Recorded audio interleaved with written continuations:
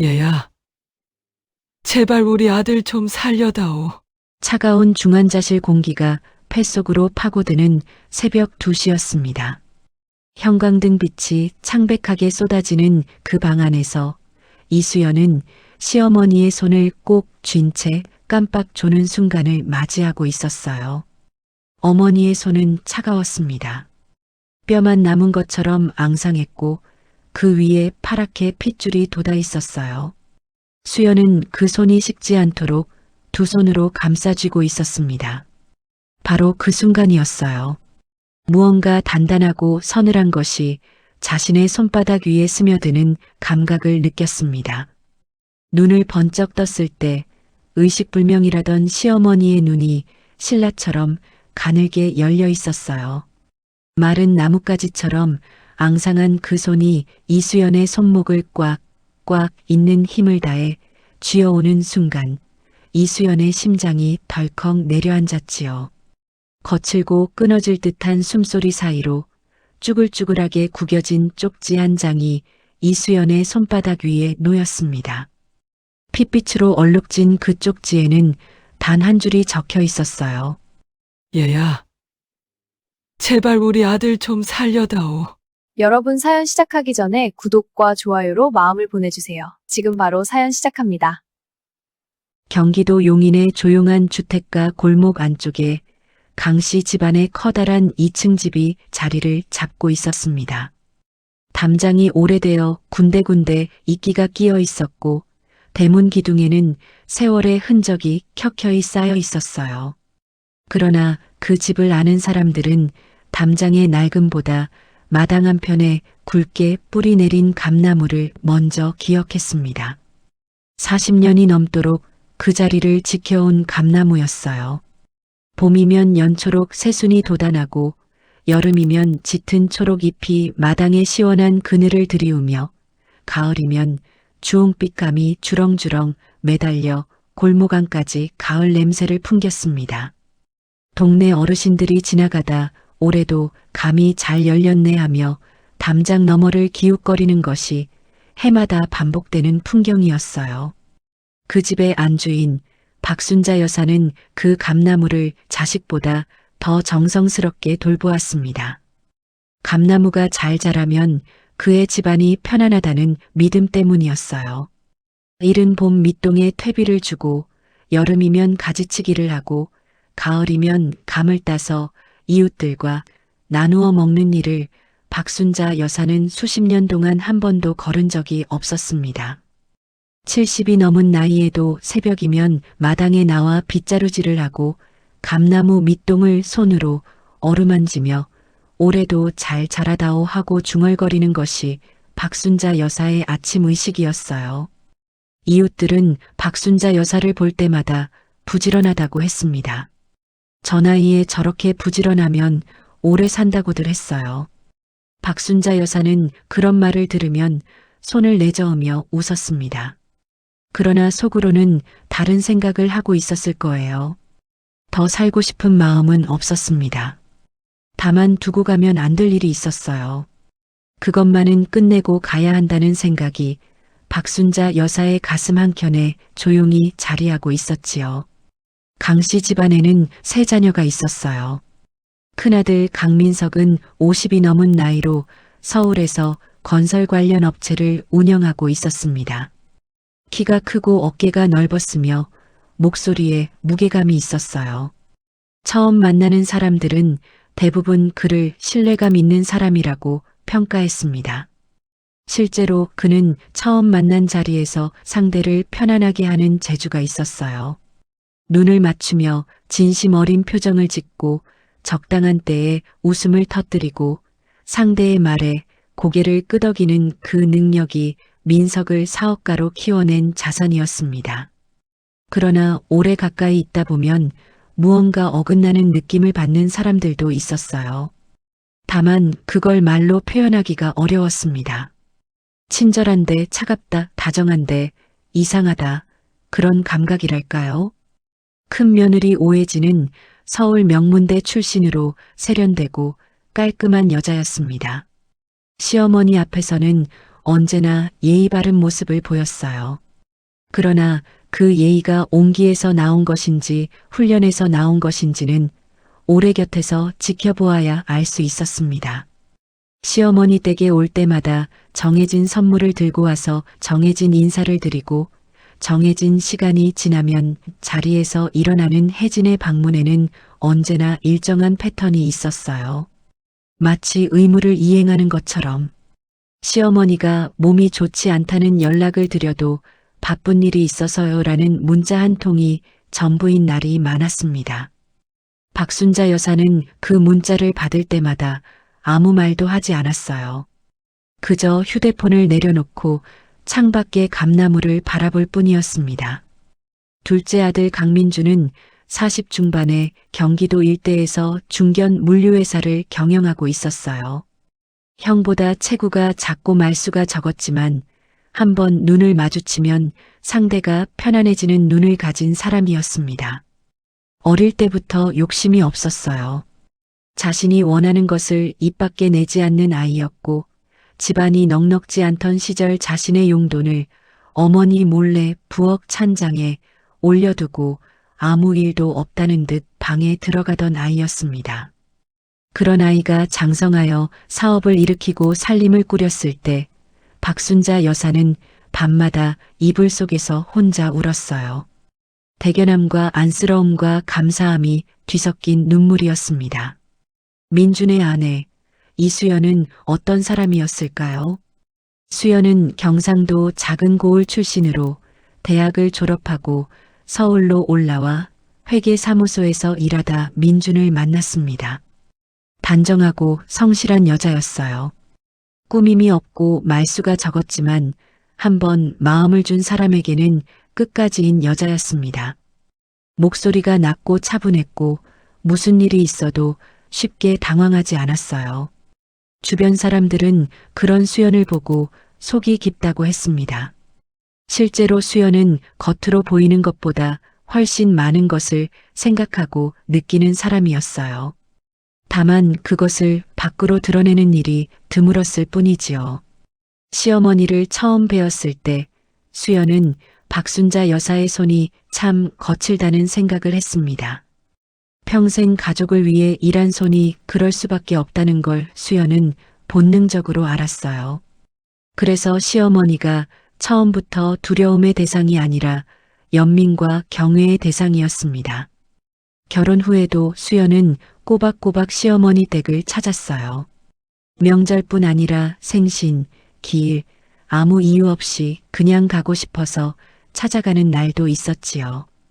박순자 여사는 수연이 올 때마다 문 밖까지 나와 맞이하면서도 오긴 왜 왔어? 사람 바쁜 거 모르는가 배라며 퉁명스럽게 말했습니다. 경상도 사투리가 섞인 그 목소리가 퉁명스러워 보여도 그 눈가에 번지는 안도의 빛만큼은 숨길 수가 없었어요. 수연이 올 때마다 박순자 여사의 걸음걸이가 조금 빨라지고 밥상에 반찬이 하나 더 늘어났습니다.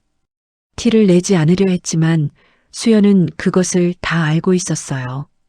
박순자 여사에게 수연은 자랑스러운 며느리였을 뿐만 아니라 솔직히 말하면 큰 며느리나 딸보다 훨씬 더 편한 사람이었습니다. 큰 며느리 혜진 앞에서는 왠지 말 한마디도 조심스러웠고 딸 미나 앞에서는 이유 없이 지갑을 열게 되었지만 수연 앞에서는 그냥 말하고 싶은 것을 말할 수 있었어요. 힘들다고 말할 수 있었고 무릎이 아프다고 말할 수 있었고 오늘 꿈에 돌아가신 영감 얼굴을 보았다고 말할 수 있었습니다. 그런 말들을 수연은 조용히 듣고 조용히 곁에 있어 주었어요. 무언가를 해결해 주려 하지 않고 그냥 함께 있어 주는 것. 박순자 여사에게 그것이 가장 큰 위로였습니다. 막내딸 강민아는 어릴 때부터 애교가 많았고 어머니를 잘 웃겼어요. 집안에서 가장 귀여움을 받고 자란 막내였습니다. 그러나 결혼한 후부터는 조금씩 달라지기 시작했어요. 조성훈이라는 남자를 만나 결혼하고 서울 강남 아파트에 자리를 잡은 뒤부터 미나는 어머니를 찾을 때 빈손으로 오는 일이 거의 없어졌습니다. 선물을 들고 왔어요. 그런데 그 선물 뒤에는 언제나 부탁이 따라왔지요. 처음에는 작은 것들이었습니다. 조금만 빌려줘. 이번 달만 금방 갚을게. 박순자 여사는 딸이 힘들다는데 어미가 어쩌겠냐 싶어 선뜻 내어주었어요. 그러다 보니 빌려주는 금액이 점점 커지고 돌려받는 일은 점점 없어졌습니다. 박순자 여사가 그것을 몰랐던 것은 아니에요. 알면서도 딸을 위해 참았고 알면서도 외면했습니다. 어머니라는 것이 그런 것이니까요. 알아도 모른 척하는 것이 때로는 사랑의 방식이 되기도 하니까요. 그러나 언제부터인가 박순자 여사는 딸의 눈물에서 무언가 다른 것을 읽기 시작했어요. 슬픔이 아니라 계산이 담긴 눈물을. 그 눈물이 효과가 없을 때면 표정이 달라지고 효과가 있으면 다음에 더 크게 울었습니다. 그것을 알아채는 순간이 박순자 여사에게는 가장 쓸쓸한 순간이었어요. 피를 나눈 자식에게서 그런 것을 읽어야 한다는 것이 큰아들 민석은 또 어떤 사람이었을까요? 이것이 이 이야기에서 가장 중요한 부분입니다. 강민석은 누가 봐도 완벽한 큰아들이었어요. 어머니 앞에서는 언제나 다정하고 예의 바른 효자였고 형제들 사이에서는 든든한 맏이었으며 동네에서는 어르신들을 극진히 모시는 예의 바른 장년으로 통했습니다. 매주 일요일이면 어머니 댁에 들러 마당을 쓸고 마트에서 사온 반찬을 냉장고에 채워두고 어머니 뭐 필요한 거 없어요? 라고 물으며 환하게 웃는 얼굴이 그의 전부처럼 보였어요. 동네 어르신들은 민석이 어머니는 저런 큰아들 두어 복도 많다고 입을 모았습니다. 명절이면 가장 먼저 달려오고 가장 나중에 자리를 떴어요. 어머니 생신에는 꼭 케이크를 들고 와서 초를 꽂고 노래를 불렀습니다. 주변 사람들은 그 모습을 보고 감동을 받기도 했어요. 그러나 박순자 여사는 알고 있었습니다. 큰아들의 그 환한 웃음 뒤에 다른 것이 있다는 것을. 오래된 어머니의 눈은 결코 속이지 못합니다. 민석이 처음으로 사업 자금을 어머니에게 빌렸던 것은 5년 전이었어요. 그때는 어쩐지 급박한 표정으로 어머니 잠깐만 빌려주세요. 한 달 안에 꼭 갚겠습니다라고 했지요. 박순자 여사는 큰아들이 사업이 힘들다는데 어미가 어쩌겠냐 싶어 꺼냈습니다. 그것이 처음이었어요. 그 다음 해에도 그다다음 해에도 민석은 어머니 앞에 무릎을 꿇고 눈물을 보이며 돈을 빌렸습니다. 매번 빌릴 때마다 이번이 마지막이라고 했고 매번 갚겠다고 했어요. 그러나 돌아온 돈은 한 번도 없었습니다. 그 총액이 얼마인지 박순자 여사도 정확히 기억하지 못할 만큼 쌓였어요. 처음에는 수백만 원이었다가 나중에는 수천만 원이 되었습니다. 평생 아끼고 모은 돈이 큰아들의 사업으로 흘러들어갔어요. 박순자 여사는 그 돈이 돌아오지 않는다는 것을 알면서도 말하지 않았습니다. 말하면 아들이 자존심 상할 것 같아서 어머니 돈 빌려서 사업하는 아들이 얼마나 자존심 상할지를 생각하면 차마 입이 떨어지지 않아서. 그런데 어느 시점부터 민석은 돈 이야기를 꺼내는 대신 다른 것을 시작했습니다. 어머니의 재산 현황을 은근슬쩍 물어보는 것, 그리고 유언장 이야기를 조심스럽게 꺼내는 것이었어요. 처음에는 어머니, 혹시라도 나중을 위해서 준비해 두시는 게 좋지 않겠어요? 라며 자연스럽게 꺼냈습니다. 박순자 여사는 그때는 그냥 넘겼어요. 큰아들이 집안 걱정을 하는 것이려니 했습니다. 그러다 두 번째, 세 번째 같은 이야기가 반복되자 박순자 여사의 마음속에서 무언가가 조금씩 달라지기 시작했어요. 그리고 어느 저녁 민석과 혜진이 거실에서 나누는 대화를 부엌에서 우연히 들었을 때 박순자 여사의 가슴 속에서 무언가가 차갑게 굳어버렸습니다. 박순자 여사가 저녁 설거지를 마치고 거실로 나가려던 참이었어요. 민석 부부가 소파에 나란히 앉아 작은 목소리로 이야기를 나누고 있었지만 부엌과 거실 사이의 미닫이 문이 완전히 닫히지 않아 그 목소리가 새어 나왔습니다. 민준이 그 회사, 어머니 땅 담보 잡혀 있는 거 알아? 그거 정리되면 결국 우리 몫이 되는 거야. 어머니가 모르는 사이에 문서 쪽을 정리해두면 나중에 훨씬 수월하지. 혜진의 목소리가 낮고 차갑게 이어졌어요. 그러니까 문제는 어머니가 너무 오래 사시는 거잖아. 아이, 무슨 소리를 하는 게 아니라 그냥 요즘 생각이 많아서. 어머니가 정정하시니까 판단력도 있으시고 그러면 문서 정리가 쉽지 않잖아. 거기까지 들은 박순자 여사는 부엌에서 한 발자국도 나오지 못했습니다. 들고 있던 국자가 천천히 바닥으로 미끄러지는 것도 느끼지 못했어요. 발끝부터 서서히 차가워지는 느낌이었습니다. 거실의 대화는 계속 이어졌지만 박순자 여사에게는 더 이상 말소리가 들리지 않았어요.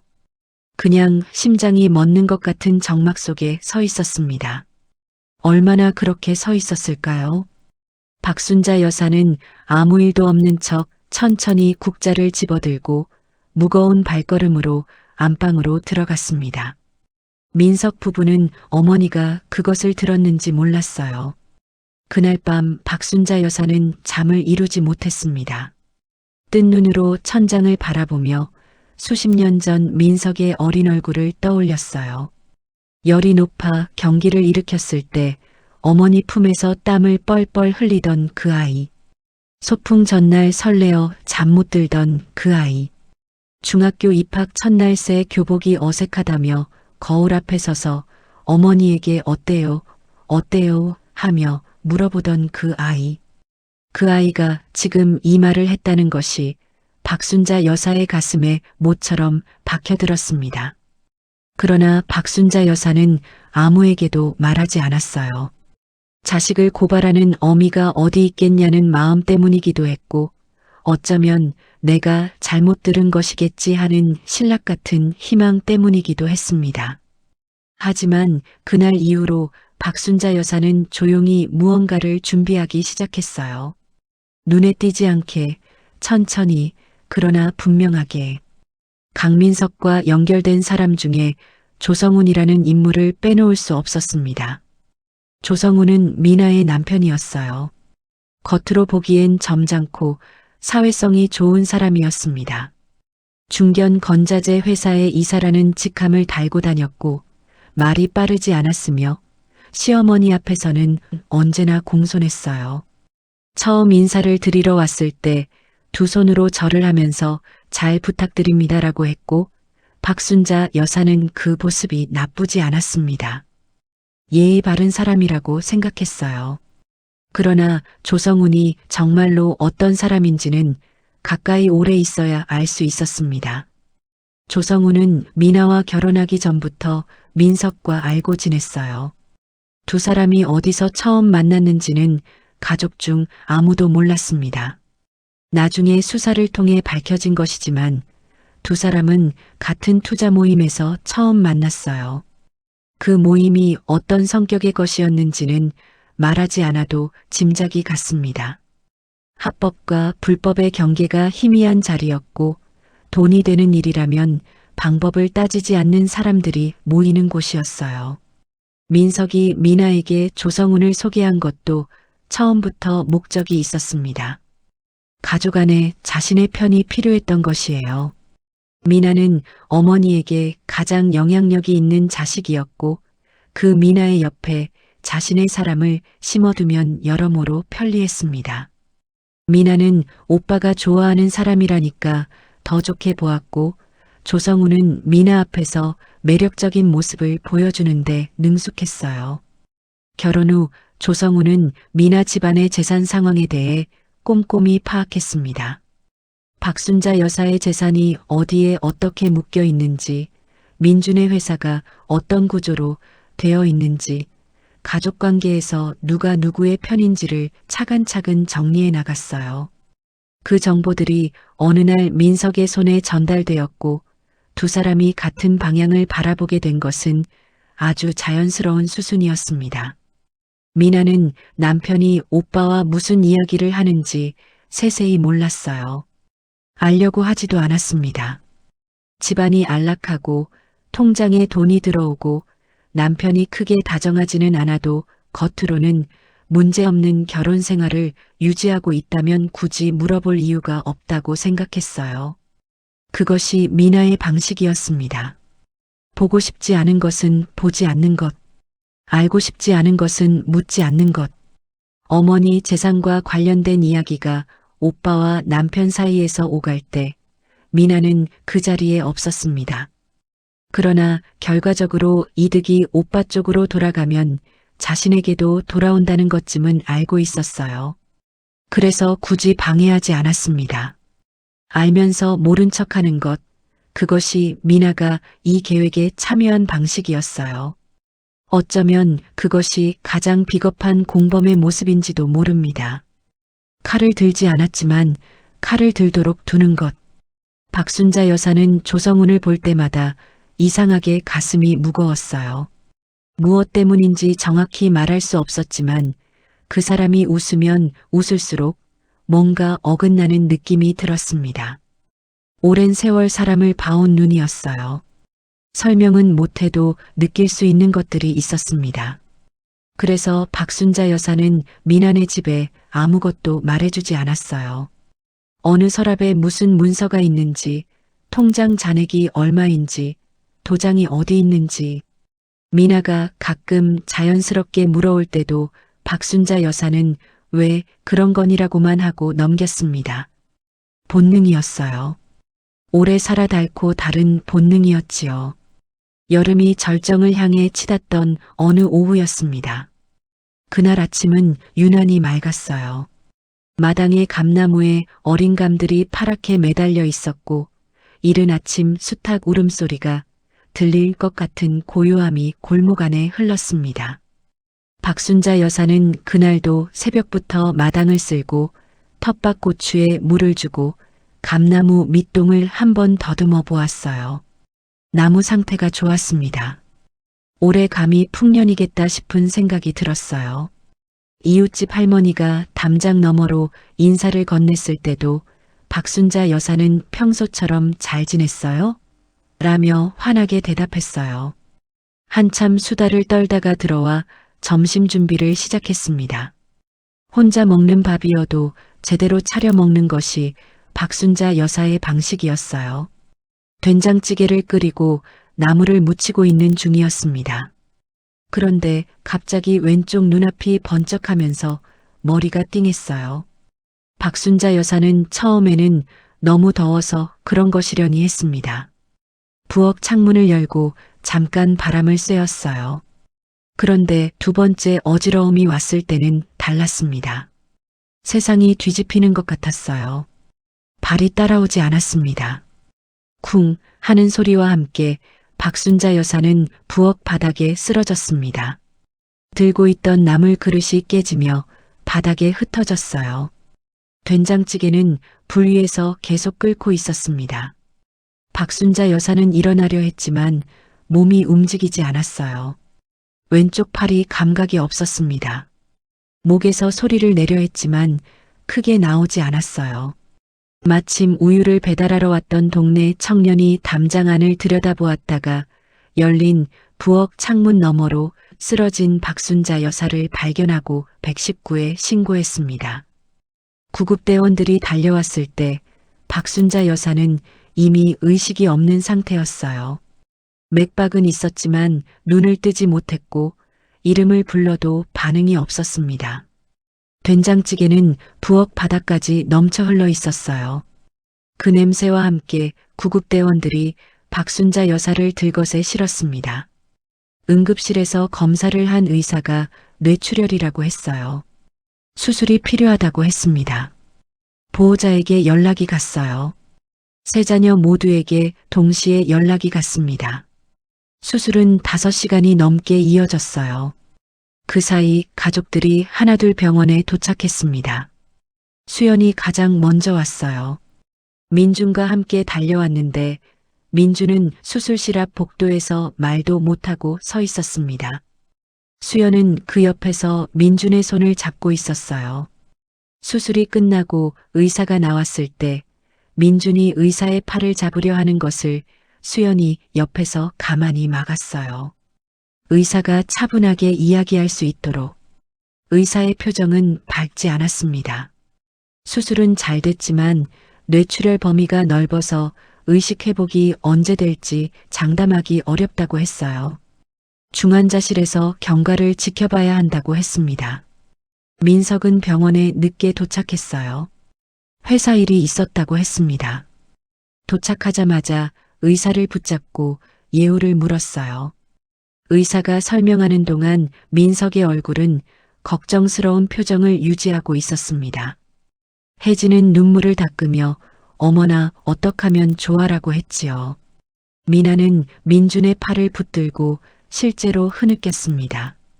흐느끼는 미나를 보면서 수연은 아무 말도 하지 않았어요. 그냥 조용히 민준의 등을 쓰다듬었습니다. 중환자실로 옮겨진 박순자 여사는 각종 기계에 연결된 채 미동도 하지 않았어요. 산소 마스크를 달고 링거줄이 연결되어 있었으며 심전도 기계가 규칙적인 소리를 내고 있었습니다.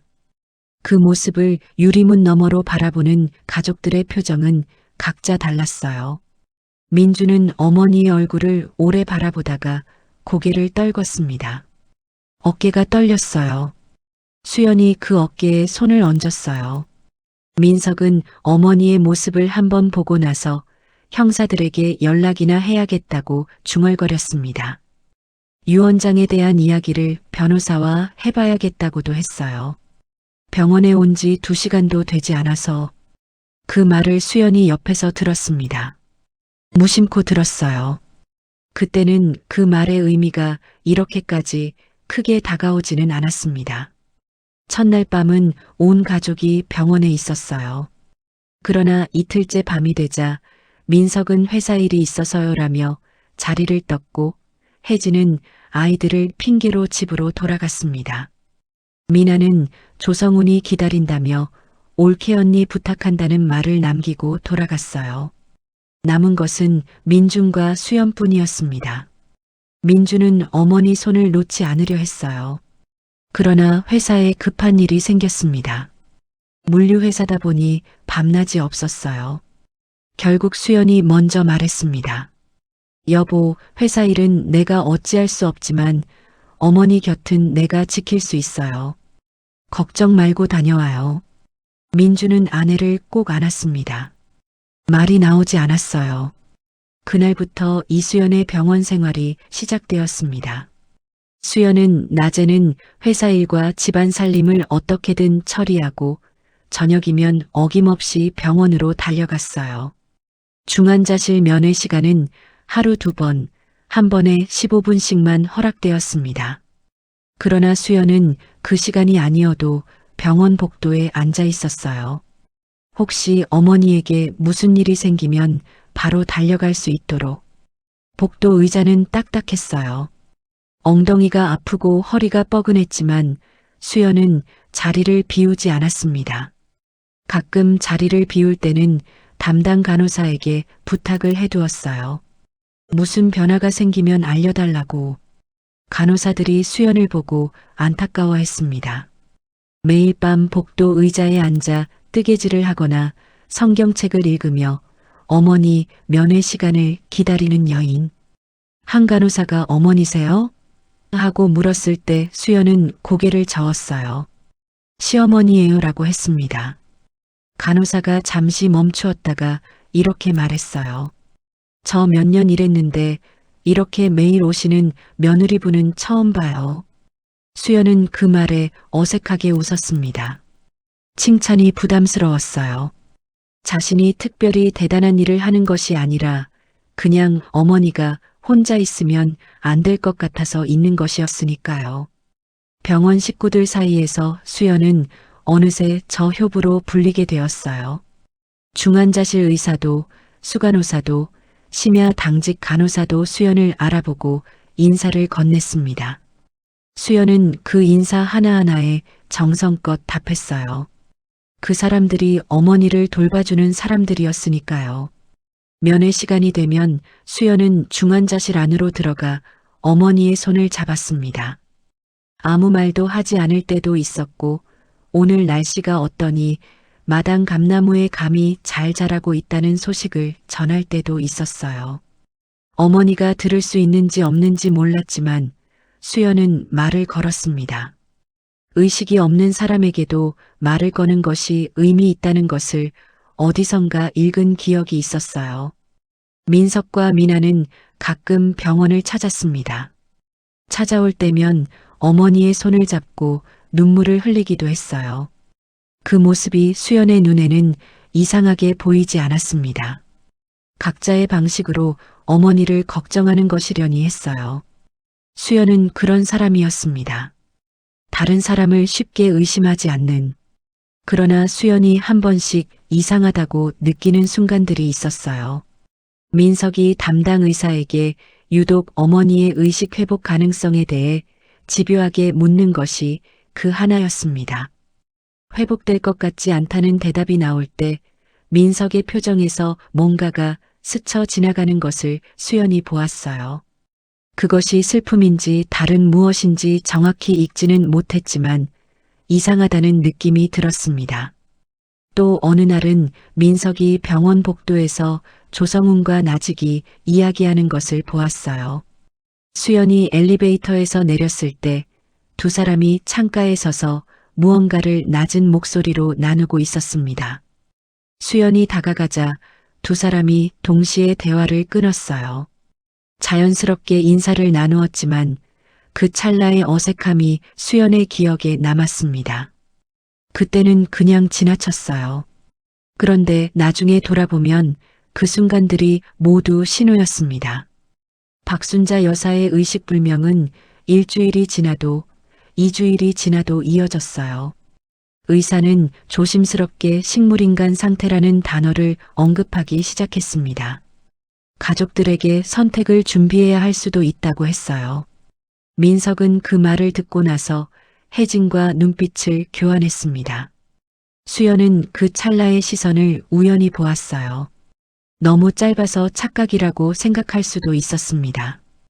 그러나 그 눈빛은 슬픔이 아니었어요. 수연은 그것을 분명히 느꼈습니다. 오랜 회계일을 통해 키워온 수연의 감각, 숫자 뒤에 무엇이 있는지 읽는 눈이 그 눈빛 뒤에 무엇이 있는지를 감지하고 있었어요. 박순자 여사가 중환자실에 들어온 지 20하루째 되던 날 밤이었습니다. 수연은 여느 때처럼 복도 의자에 앉아 있었어요. 밤 11시가 넘어 병원이 조용해진 시각이었습니다.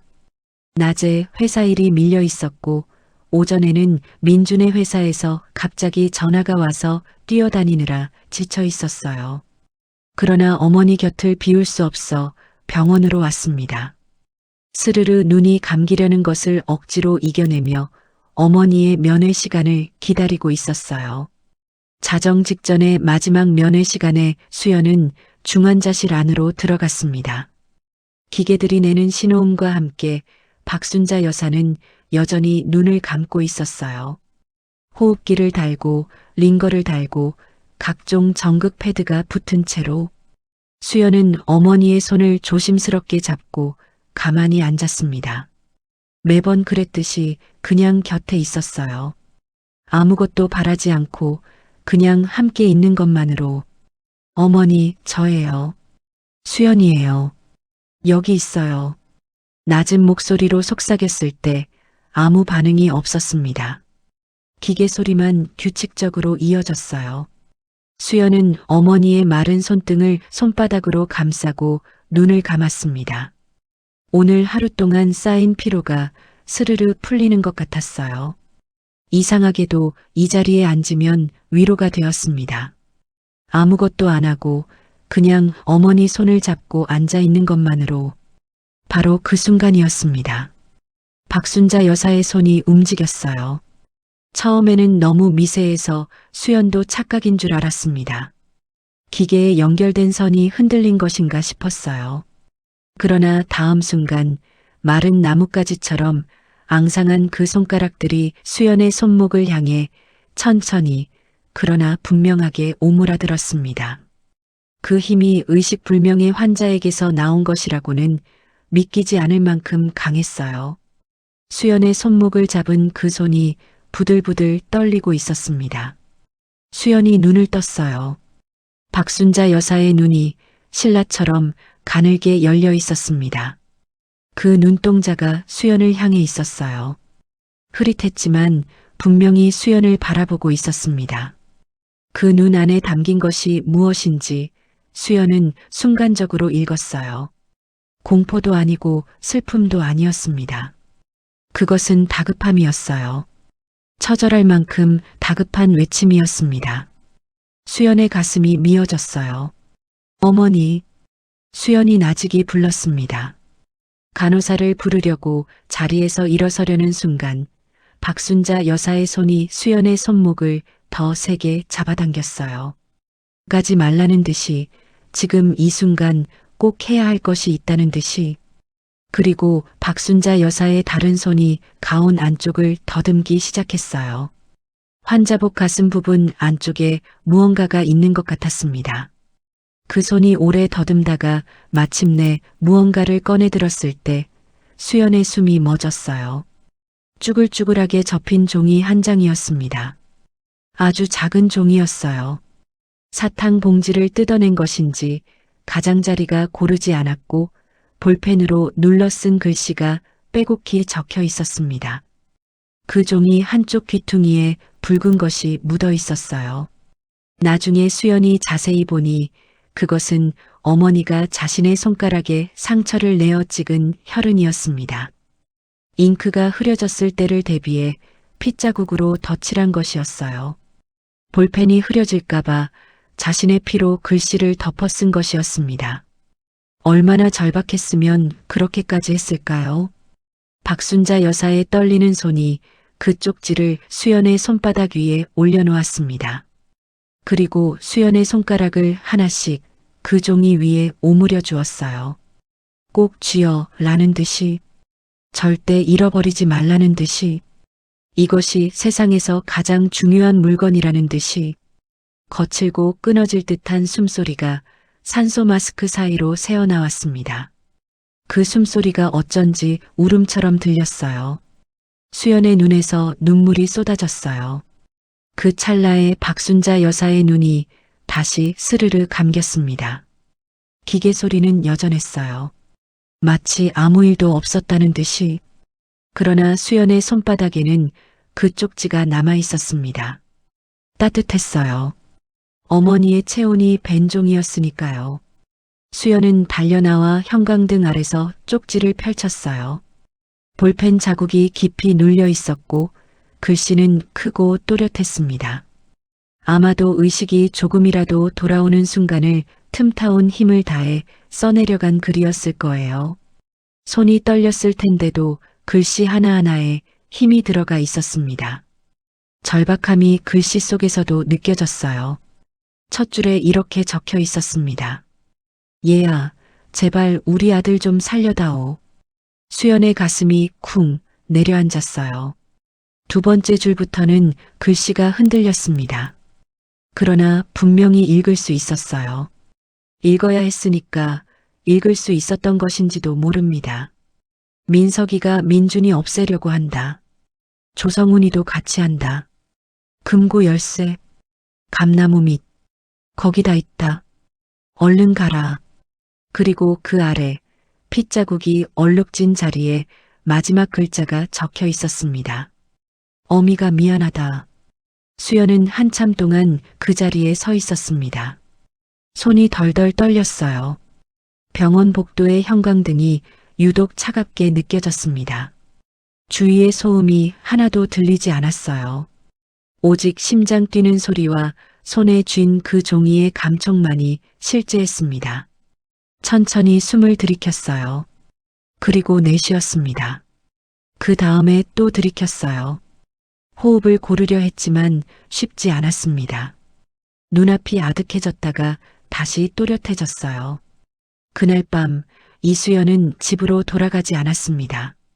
복도 의자에 앉아 날이 밝을 때까지 그 쪽지를 손에 쥔 채 생각했어요. 아니, 정확히는 생각이 정리될 때까지 쪽지를 놓지 못했습니다. 도대체 무슨 일이 벌어지고 있는 것인지, 어머니가 의식불명 상태에서도 이 쪽지를 품고 있었다는 것이 무엇을 의미하는지, 민석이 민준을 없애려 한다는 그 말이 진짜라면 지금 이 순간에도 어딘가에서 무언가가 진행 중이라는 뜻이었습니다. 새벽빛이 창문 너머로 스미기 시작할 무렵 수연의 눈이 서서히 그러나 분명하게 굳어졌어요. 그렇습니다. 이수연은 결심했습니다. 이수연이 그 쪽지를 받은 날로부터 시간을 조금 거슬러 올라가 보겠습니다. 강민석이 처음으로 조성운에게 전화를 걸었던 것은 박순자 여사가 쓰러지기 약 2달 전이었어요. 아직 봄의 끝자락이었고 서울 하늘은 뿌옇게 흐려 있었습니다. 민석은 강남의 한 조용한 카페에서 조성운을 만났어요. 두 사람이 마주 앉은 테이블 위에는 커피 2잔이 있었지만 두 사람은 커피를 마시러 온 것이 아니었습니다. 민석이 입을 열었을 때 그 목소리는 낮고 차분했어요. 민준이가 어머니 재산의 절반을 가져가면 나는 끝이야. 그쪽도 알다시피 내 회사 상황이 지금 어떤지. 어머니가 민준이한테 눈이 돌아가 있는 거 알잖아. 유 원장이 그대로 집행되면 내 손에 오는 게 없어. 조성우는 잠시 침묵하다가 물었습니다. 어떻게 할 생각이야? 민석은 대답하지 않았어요. 대신 이틀 후에 다시 만났을 때 두꺼운 서류 봉투 하나를 테이블 위에 올려놓았습니다. 그 봉투 안에는 박순자 여사의 재산 목록이 들어 있었어요. 용인 일대 전원주택 단지 부지, 경기도 외곽의 임야, 그리고 민준 회사의 지분 중 박순자 여사가 보유하고 있는 모까지 정리된 문서였습니다. 어디서 구했는지 의심스러울 만큼 상세하고 정확했어요. 그 봉투를 조성운에게 밀어놓으며 민석이 말했습니다. 이걸 전부 확보하려면 민준이가 없어져야 해. 어머니가 민준이보다 먼저 가시거나 아니면 민준이가 어머니보다 먼저 가거나. 조성운이 봉투를 내려다보다가 민석을 똑바로 바라보았어요. 자동차 사고는 어때? 요즘 블랙박스가 다야. 그걸 피하려면 다른 방법을 써야지. 잠시의 침묵이 흘렀습니다. 조성운이 커피를 한 모금 마셨어요. 약이 낫겠지. 그 2글자가 테이블 위에 내려앉았습니다. 두 사람은 서로를 바라보았어요. 그것으로 결정이 됐습니다. 계획의 첫 단계는 민준을 심리적으로 고립시키는 것이었어요.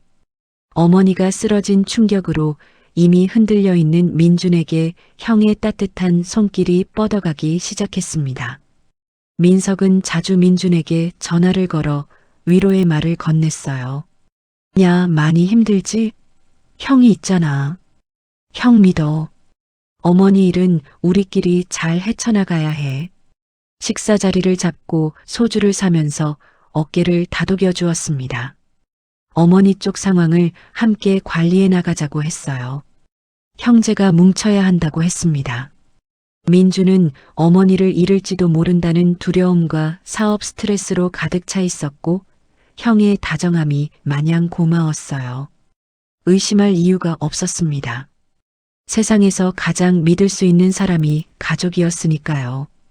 가족 중에서도 마디인 형이었으니까요. 2번째 단계는 더 교활했습니다. 민석은 조성운을 통해 이른바 약물 공급책을 구했어요. 정확히는 수면제가 아니라 고용량의 진정제였습니다. 병원에서도 입원 환자에게 극소량씩만 사용하는 종류였어요.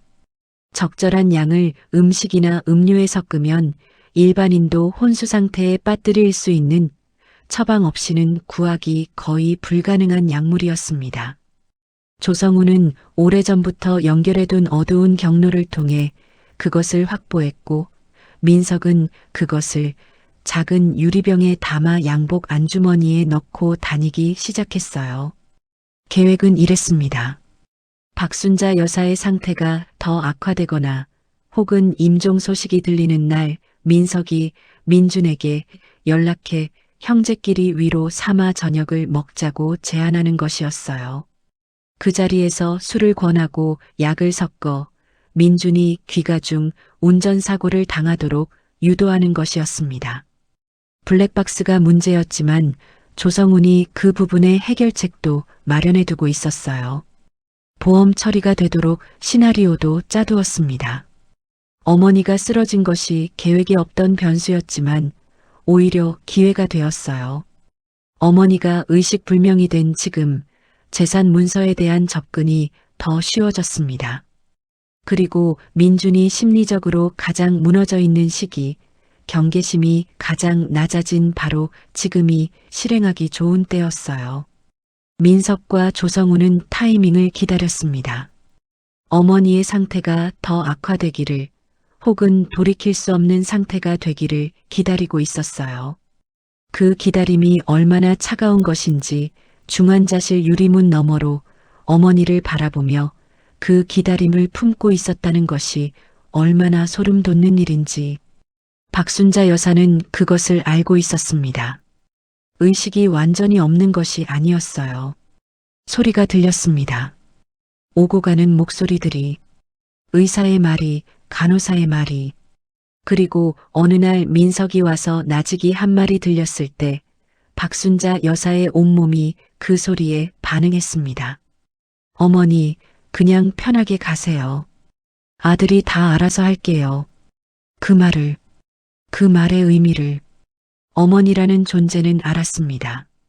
아들이 다 알아서 할게요. 그게 무슨 의미인지, 누구에 대한 이야기인지. 박순자 여사는 의식불명 속에서 온 힘을 끌어모으기 시작했습니다. 눈꺼풀 하나 들어올리는 것도 힘들었어요. 손가락 하나 움직이는 것도 거대한 싸움이었습니다. 그러나 포기하지 않았어요. 하루에 한 번이라도, 아주 잠깐이라도 의식이 돌아오는 순간을 기다렸습니다. 그 순간이 오면 손을 움직여 글씨를 써야 했어요. 환자복 주머니에는 처음 입원할 때 들고 온 작은 메모지가 있었습니다. 볼펜도 있었어요. 누가 챙겨준 것인지 몰라도 그것이 거기 있었습니다. 박순자 여사는 그것들을 더듬더듬 꺼내 손이 닿는 만큼의 글씨를 써내려갔어요. 볼펜이 흐릿해질 때는 손가락을 꼬집어 피를 내서 덧칠했습니다. 그렇게 해서 완성된 것이 그 쪽지였어요. 그리고 그 쪽지를 매일 밤 복도에서 기다리는 사람에게 전달해야 했습니다. 이수연이 이른 새벽 병원 복도에 앉아 떠오르는 해를 바라보며 결심을 굳혔습니다. 쪽지를 받은 그날 밤부터 수연은 눈물을 닦았어요. 두려움도 잠시 내려놓았습니다. 대신 그 자리에 냉정함이 들어찼어요. 20년 가까이 회계 일을 해온 수연이었습니다. 숫자를 보면 그 뒤에 무엇이 있는지 읽는 눈이 있었어요. 자료를 보면 어떤 순서로 검토해야 하는지 알았습니다. 지금 필요한 것은 울음이 아니라 증거였어요. 수연은 먼저 용인의 시어머니 댁으로 향했습니다. 이른 아침 아무도 없는 시간을 골랐어요. 대문 앞에 서서 잠깐 멈추었다가 열쇠를 꺼냈습니다. 시어머니가 오래전 여분의 열쇠를 주었던 것이 이런 날을 위한 것이었을까요? 대문을 열고 마당에 들어서자 감나무가 눈에 들어왔습니다. 아침 이슬을 머금은 초록잎들이 조용히 흔들리고 있었어요. 주홍빛감들이 잔뜩 매달린 그 나무의 밑동을 수연은 한참 바라보았습니다. 쪽지에는 감나무 밑이라고 적혀 있었어요. 수연은 텃밭 창고에서 삽을 꺼내 조심스럽게 감나무 주변의 흙을 파기 시작했어요. 처음에는 조심조심 팠습니다. 뿌리를 다칠까봐. 그러나 조금 파자 무언가 단단한 것이 걸렸어요. 더 파내려갔을 때 낡은 쇠 금고의 윗면이 드러났습니다. 오래된 금고였어요. 아마 이 집에서 수십 년 함께 살아온 것이겠지요. 시어머니의 정원용 장갑 안쪽에 작은 열쇠 하나가 끈에 묶여 있었어요. 수연은 그것을 꺼내 금고 자물쇠에 대어 보았습니다. 딸깍 열렸어요. 금고를 열었을 때 수연은 숨을 참았습니다. 안에는 빽빽하게 채워진 것들이 있었어요. 메모지들이 가지런히 묶여 있었고 소형 USB 드라이브가 비닐봉투에 쌓여 있었으며 캠코더에서 뽑아낸 것으로 보이는 메모리 카드도 있었습니다. 그리고 오래된 봉투 하나. 수연은 그것들을 하나하나 조심스럽게 꺼내 가방에 넣었습니다. 금고를 다시 잠그고 흙을 덮었어요. 삽을 가지런히 제자리에 갖다 두고 마당을 한번 둘러보았습니다. 감나무는 이른 아침 햇살 속에서 아무 일도 없었다는 듯 조용히 서 있었어요. 집으로 돌아온 수연은 민준이 출근한 사이 모든 내용을 검토했습니다. 방문을 잠갔어요. USB를 노트북에 연결하자 캠코더로 촬영된 영상 파일들이 줄줄이 열렸습니다. 폴더가 날짜별로 정리되어 있었어요. 박순자 여사가 거실 한쪽에 교묘히 숨겨두고 촬영한 것들이었습니다. 카메라 각도는 책장 사이에 끼워둔 것인지 완벽하지 않았지만 목소리는 또렷이 담겨 있었어요. 수연이 재생 버튼을 누르는 손이 미세하게 떨렸습니다. 영상 속에서 민석의 목소리가 흘러나왔어요. 거실에서 어머니와 일상적인 대화를 나누다가 어머니가 잠깐 부엌에 들어간 사이 전화기를 꺼내 조성훈에게 전화하는 장면이었습니다. 야, 준비는 됐어? 어머니 상태가 더 나빠지면 바로 실행하는 거야. 타이밍이 중요하니까. 그래, 민준이한테는 내가 알아서 접근할게. 걔 지금 심리적으로 완전히 무너져 있어서 의심 안 해. 내가 술 한 잔 사면 아무 생각 없이 마셔. 그때 넣으면 돼. 혜진이가 문서 쪽은 처리해 줄 거야. 걱정 마. 피눈물이 쏟아지는 것 같았습니다. 수연은 입을 꾹 틀어막고 그 영상을 끝까지 보았어요. 떨리는 손으로 다음 파일을 열었습니다. 또 다른 날짜의 영상에서는 조성훈이 집에 와 있었어요. 어머니가 잠시 화장실에 간 사이 민석과 조성훈이 목소리를 낮춰 무언가를 나누는 장면이었습니다. 수연은 그 대화를 들으면서 온몸이 굳었어요. 두 사람의 계획이 얼마나 구체적인지가 생생하게 담겨 있었습니다. 메모리 카드에는 더 많은 영상이 있었습니다. 조성훈이 집에 왔다 간 날의 영상도 있었고 미나가 어머니에게 재산 문서를 어디 보관하는지 자연스럽게 물어보는 영상도 있었어요. 그 자연스러움이 더 섬뜩했습니다. 마치 오래 연습한 것처럼. 메모지에는 박순자 여사의 손으로 날짜와 함께 기록한 내용들이 빼곡했습니다. 민석이 빌려간 돈의 내역, 조성훈과 함께 왔던 날짜, 그날 나눈 대화 중 수상한 부분을 요약한 것들, 그리고 각 상황에서 박순자 여사가 느낀 것들이 짤막하게 적혀 있었어요. 어머니의 글씨는 떨렸지만 또렷했습니다. 한자 한자에 힘이 들어가 있었어요. 봉투 안에는 유언장이 있었습니다. 공증받은 유언장이었어요. 봉투 바깥에 공증 날짜가 찍혀 있었습니다. 수연은 그 날짜를 보고 잠시 멈추었어요. 어머니가 쓰러지기 2달 전 민석이 처음으로 수상한 말을 꺼낸 직후에 공증을 받아두었다는 뜻이었습니다. 어머니는 그때부터 알고 있었던 것이에요. 그리고 준비하고 있었던 것이고요. 수연은 유언장의 내용을 읽었습니다. 그 내용이 담긴 순간 수연의 눈에서 눈물이 흘러내렸어요. 지금은 그것을 읽을 때가 아니었습니다. 먼저 민준을 구해야 했어요. 그 다음에 나머지를 감당할 수 있었습니다. 수연은 곧바로 행동에 들어갔습니다. 먼저 민준에게 전화해 오늘 저녁 민석이 잡아놓은 식사 약속이 있는지 물었어요. 민주는 잠시 머뭇거리다 있다고 했습니다. 형이 오랜만에 소주나 한잔 하자고 했다고요. 형이 요즘 너무 걱정을 해준다고 고맙다고도 했어요. 수연의 심장이 조였습니다. 여보, 오늘 저녁 그 약속 취소해 줄 수 있어요? 내가 좀 부탁이 있어서요. 민주는 의아해했지만 군말 없이 알겠다고 했습니다. 수연의 목소리에서 무언가를 감지한 것이겠지요. 그 다음 수연은 변호사에게 전화했어요. 오래 알고 지낸 법무사를 통해 소개받은 형사 전문 변호사였습니다. 짧게 상황을 설명하고 가지고 있는 증거의 종류를 열거했어요. 영상 파일, 메모리 카드, 메모지, 공증 유언장. 변호사는 잠시 듣다가 말했습니다. 지금 당장 경찰에 가지 마세요. 먼저 저한테 오세요. 이건 단순 사기가 아니에요. 살인 미수 예비에 해당할 수 있어요. 수연은 전화를 끊고 한 호흡 깊이 들이켰어요. 창밖으로 환한 햇살이 쏟아지고 있었습니다. 평화로운 날씨였어요. 세상 어딘가에서 이런 일이 일어나고 있다는 것을 저 햇살은 알까요?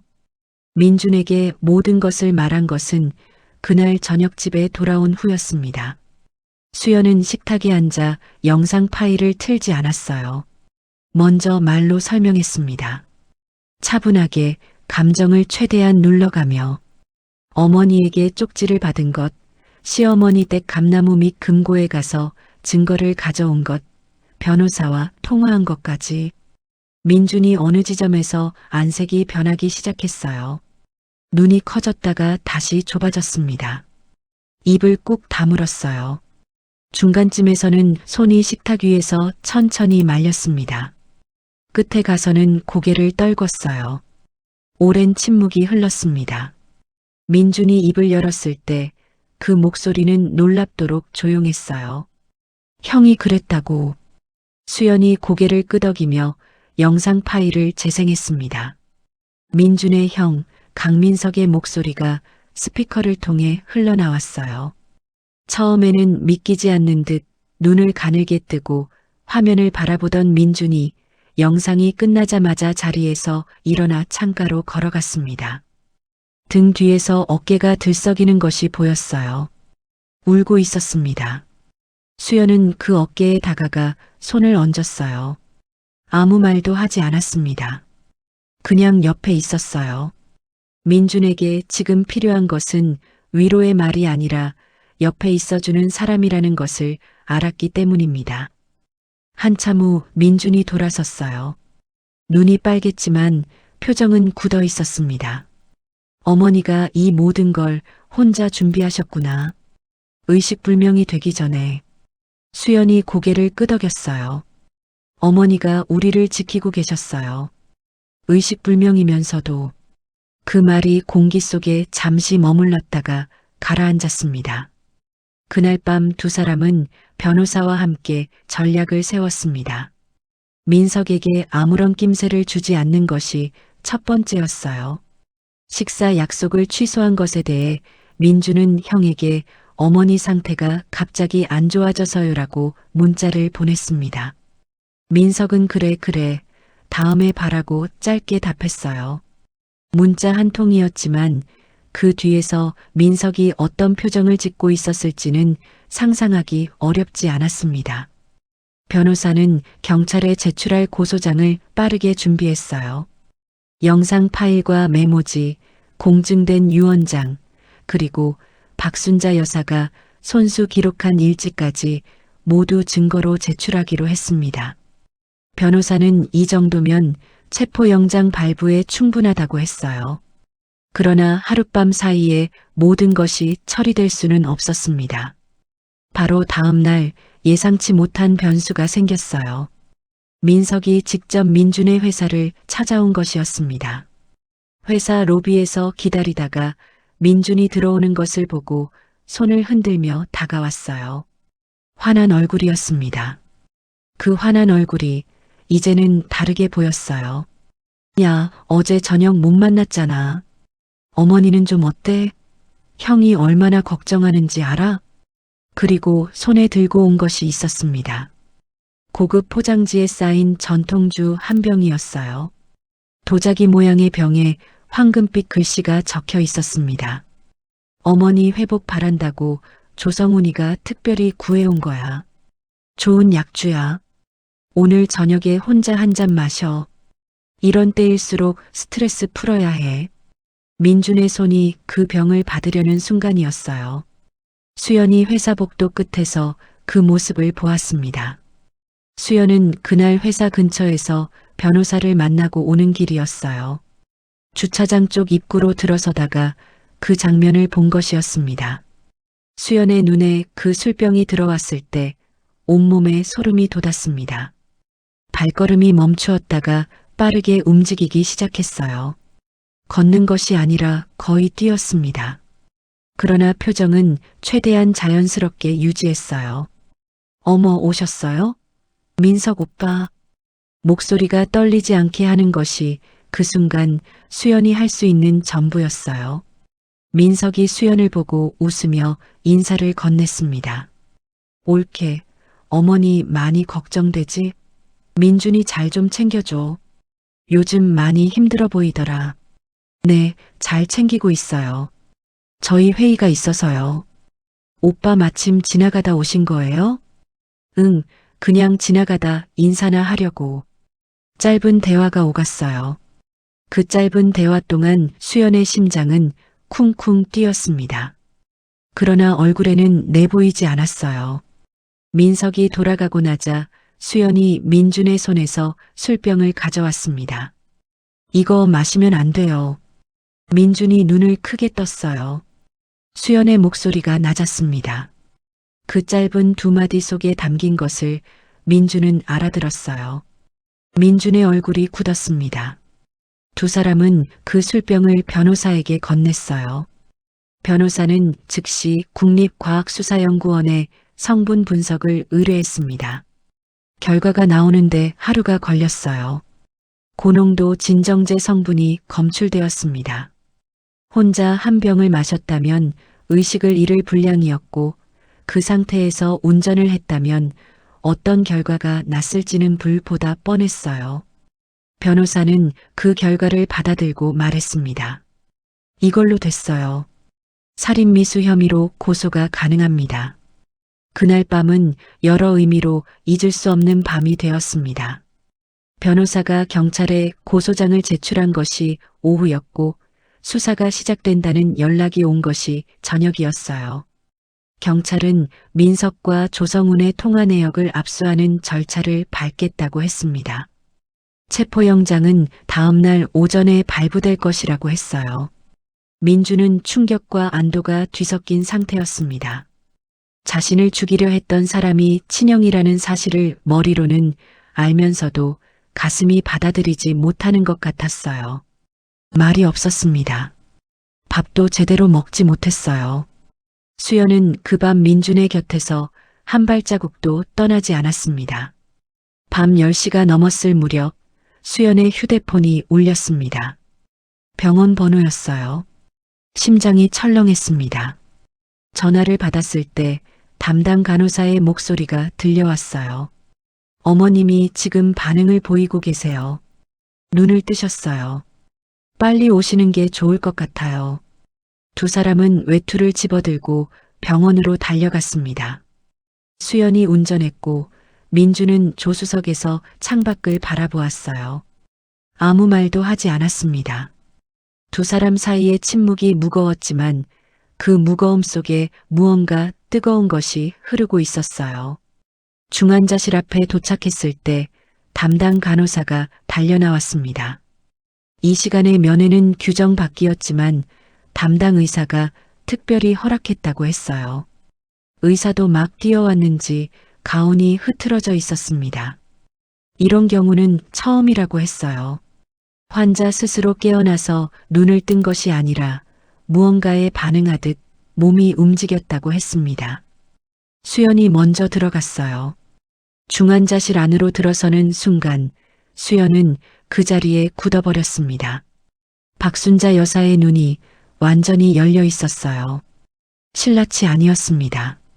또렷하게 열린 눈이 천장이 아니라 문을 향해, 수연을 향해 맞닿아 있었어요. 의식불명이 한 달 가까이 이어지던 그 얼굴에 분명한 눈빛이 살아 있었습니다. 수연이 떨리는 발걸음으로 다가섰어요. 어머니의 손을 잡으려는 순간 박순자 여사가 먼저 수연의 손을 잡았습니다. 이번에는 쪽지를 쥐어주던 그 떨리는 손이 아니었어요. 더 따뜻하고 더 힘있는 손이었습니다. 박순자 여사의 입술이 미세하게 움직였어요. 산소 마스크가 있어서 소리가 크지 않았지만 그 입술이 만들어내는 모양을 수연은 읽었습니다. 고마워. 단 두 음절이었어요. 그러나 그 두 음절이 담고 있는 것이 얼마나 무거운지 수연은 알았습니다. 평생 자식들을 위해 살아온 어머니가 마지막 남은 힘을 짜내어 지켜낸 것들이 담긴 말. 죽음의 문턱에서 의식 사이를 오가면서도 아들을 포기하지 않았던 그 어머니의 다 된 말이었습니다. 수연은 박순자 여사의 손을 꼭 쥐었어요. 어머니, 제가 지켰어요. 민준이 오빠 지켰어요. 이제 어머니는 걱정 마세요. 그 말이 닿았는지 박순자 여사의 눈가가 촉촉해졌어요. 눈물이 한 줄기 흘러내렸습니다. 수연의 눈에서도 눈물이 흘렀어요. 두 사람이 손을 잡은 채 함께 울었습니다. 바로 그 순간이었어요. 중환자실 복도 밖에서 갑자기 요란한 소리가 들렸습니다. 목소리들이 뒤섞이고 발소리가 빠르게 가까워졌어요. 수연이 돌아보았을 때 중환자실 유리문 너머로 민석이 보였습니다. 민석이 경찰에 이미 연락이 간 것을 어떻게 알았는지 혹은 낌새를 챘는지 그 얼굴이 핏기 없이 하얀 채로 달려오고 있었어요. 조성훈이 그 뒤를 따라 달려왔습니다. 두 사람의 얼굴에는 이미 모든 것이 드러나 있었어요. 계획이 탈로 났다는 것을, 더 이상 연기할 수 없다는 것을, 그럼에도 달려온 것은 아마도 마지막으로 무언가를 바꿀 수 있을까 하는 절박함이었을 것입니다. 민석이 유리문을 열고 중환자실 안으로 들어서려는 그 찰나였어요. 병실 안에서 무언가가 달라졌습니다. 박순자 여사가 상반신을 일으키고 있었어요. 의사들이 불가능하다고 했습니다. 한 달 가까이 의식불명 상태로 있던 환자가 갑자기 상반신을 일으키는 것은 의학적으로 설명하기 어렵다고 했어요. 그러나 그 밤 박순자 여사는 베개에 기댄 채 상체를 세웠습니다. 링거줄이 팽팽하게 당겨졌어요. 심전도 기계가 빠른 소리를 내기 시작했습니다. 의사가 달려왔지만 박순자 여사의 눈이 유리문 너머로 달려오는 민석을 향한 순간 의사도 그 자리에 멈추었어요. 그 눈빛이 담고 있는 것이 무엇인지 그 자리에 있던 모든 사람이 느꼈습니다. 박순자 여사의 목소리가 나왔어요. 산소 마스크를 낀 채로 낮지만 또렷한 목소리가. 민석아. 그 한마디였습니다. 민석이 문손잡이를 잡은 채 굳어버렸어요. 조성훈도 그 뒤에서 멈추었습니다. 두 사람이 동시에 돌처럼 굳었어요. 어머니. 민석의 목소리가 떨렸습니다. 그 떨림 속에 무엇이 담겨 있는지는 알 수 없었어요. 두려움인지 당혹감인지 아니면 그 모든 세월이 한꺼번에 무너지는 것 같은 어떤 감각인지. 알고 있다. 다 알고 있어. 박순자 여사의 목소리는 떨렸지만 끊기지 않았어요. 산소 마스크를 낀 채 쥐어짜내는 그 목소리가 차가운 중환자실 공기를 가르며 유리 너머까지 닿았습니다. 네가 무슨 짓 하려 했는지 어미는 다 안다. 네 남동생을, 어미 배에서 나온 자식을. 민석의 얼굴이 무너졌습니다. 그 얼굴에서 지난 수십 년 동안 유지해온 가면이 산산이 깨지는 소리가 들리는 것 같았어요. 눈물이 흘렀습니다. 민석의 눈에서 눈물이 흘렀는데 그 눈물이 무엇 때문인지는 알 수가 없었어요. 용서를 빌고 싶어서인지, 들켜버렸다는 공포 때문인지, 아니면 그 모든 것이 한꺼번에 뒤섞인 것인지. 조성훈이 뒤를 돌아 도망치려는 순간 병원 복도 끝에서 형사들이 들이닥쳤습니다. 변호사가 미리 경찰에 연락해 두었던 것이었어요. 오늘 밤 이 두 사람이 민준과 접촉하거나 병원으로 올 가능성을 예상했고 경찰은 대기하고 있었습니다. 조성훈의 팔목에 수갑이 채워지면서 고개가 떨궜습니다. 민석은 그 자리에 주저앉았어요. 무릎이 꺾이듯 바닥에 내려앉은 민석의 입에서 신음인지 울음인지 알 수 없는 소리가 새어나왔습니다. 병원 복도는 한동안 혼란스러웠어요. 의료진이 달려오고 경찰이 민석과 조성훈을 데리고 나갔습니다. 민준이 형이 수갑 차고 나가는 것을 보며 벽에 기대었어요. 고개를 숙였습니다. 수연이 민준의 곁에 섰어요. 손을 잡았습니다. 중환자실 안에서는 박순자 여사가 다시 베개에 머리를 내려놓고 있었습니다. 그 힘을 모두 쏟아낸 듯 눈을 감았지만 입가에는 무언가가 남아 있었어요. 눈물 자국 위로 번지는 미소. 평화라고 하기엔 너무 많은 것을 품고 있었지만 그래도 그것은 평화였습니다. 의사가 급히 들어와 상태를 확인했어요. 활력 징후를 체크하고 기계들을 점검하며 고개를 끄덕였습니다. 기적적이라고 했어요. 의학적으로 설명하기 어렵다고 했습니다. 뇌출혈 후 한 달 가까이 의식이 없던 환자가 언어를 구사하고 상체를 일으켰다는 것은 살해 연구에 남길 만한 일이라고 했어요. 그러나 수연은 알고 있었습니다. 어머니에게는 아직 할 일이 남아 있었으니까요. 그것이 끝날 때까지 어머니는 포기할 수 없었던 것이에요. 사람이 사랑하는 일을 위해 발휘하는 힘이란 의학의 언어로는 다 담을 수 없는 것이니까요. 수사는 빠르게 진행되었습니다. 박순자 여사가 감나무 및 금고에 모아둔 증거들, 그리고 술병에서 검출된 약물 성분 분석 결과, 두 사람의 통화 내역 조회까지 더해지자 사건의 윤곽이 선명하게 드러났어요. 민석과 조성훈이 구체적으로 약물을 구입한 경로가 밝혀졌습니다. 오래전부터 음지에서 활동하던 약물 유통책과의 연결고리가 드러났어요. 두 사람이 주고받은 문자 메시지에서 발견된 암호 같은 표현들, 이를테면 물건 준비됐어. 그날 타이밍 맞추자. 가쪽에서 블랙박스 처리 가능하다고 했어 같은 내용들이 수사관들에 의해 하나씩 해독되었습니다. 심지어 조성훈이 블랙박스 해킹 업체에 문의한 기록까지 나왔어요. 이것은 단순한 준비가 아니었습니다. 계획적이고 조직적인 살인 예비 행위였어요. 검사는 두 사람을 살인 예비 혐의로 구속 기소했습니다. 법정에서 민석은 처음에 혐의를 부인했어요. 억울하다고 오해라고 했습니다. 자신은 그저 어머니와 형제 관계에서 재산 문제로 갈등이 있었을 뿐이라고 했어요. 약물이 든 술병도 조성훈이 준 것인 줄 몰랐다고 했습니다. 그러나 영상 증거 앞에서는 더 이상 버틸 수가 없었어요.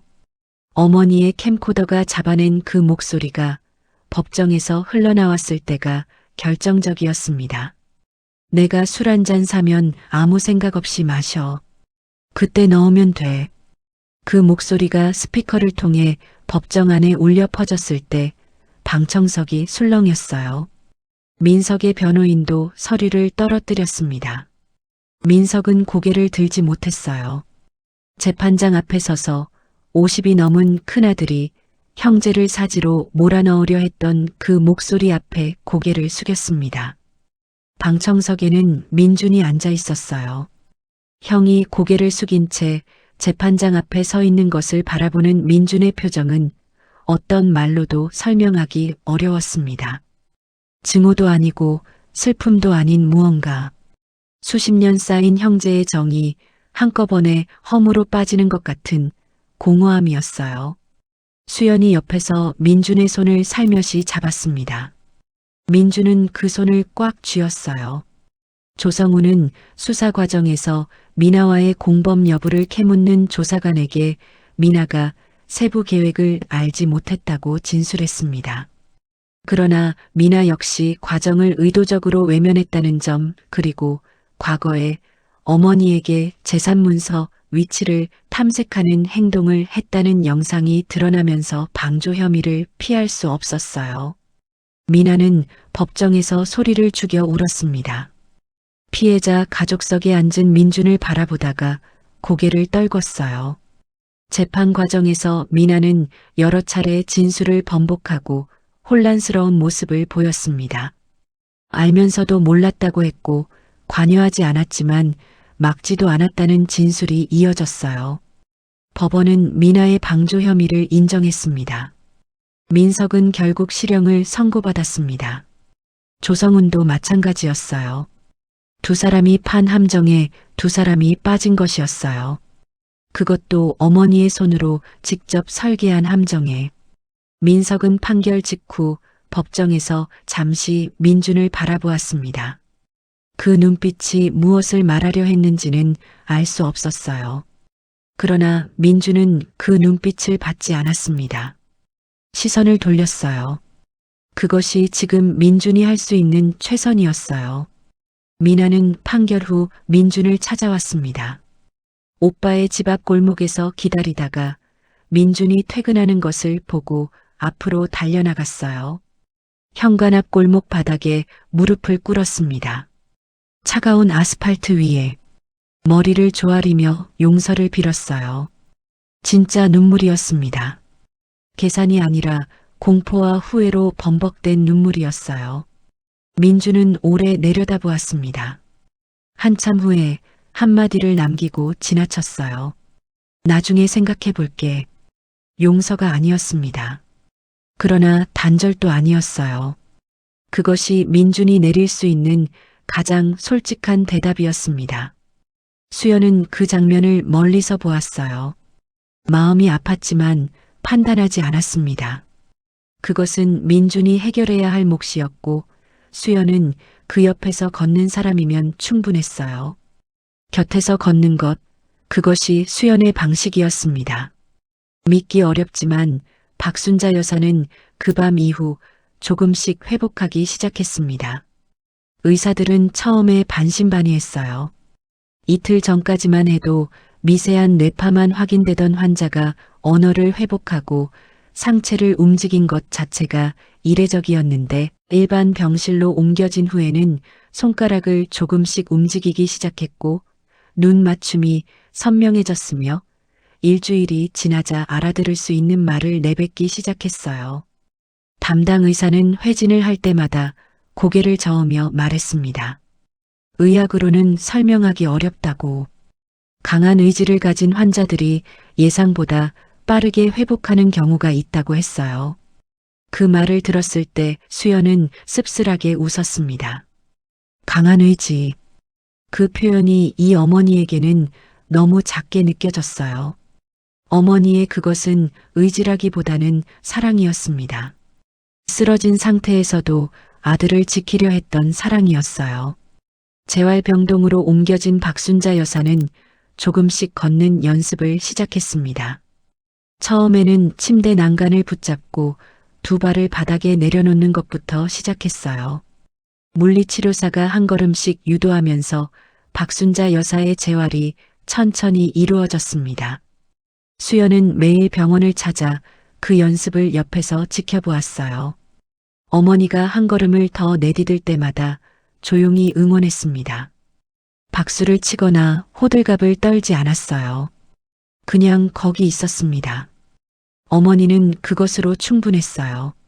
재활 과정에서 박순자 여사는 자식들에 대한 이야기를 거의 꺼내지 않았습니다.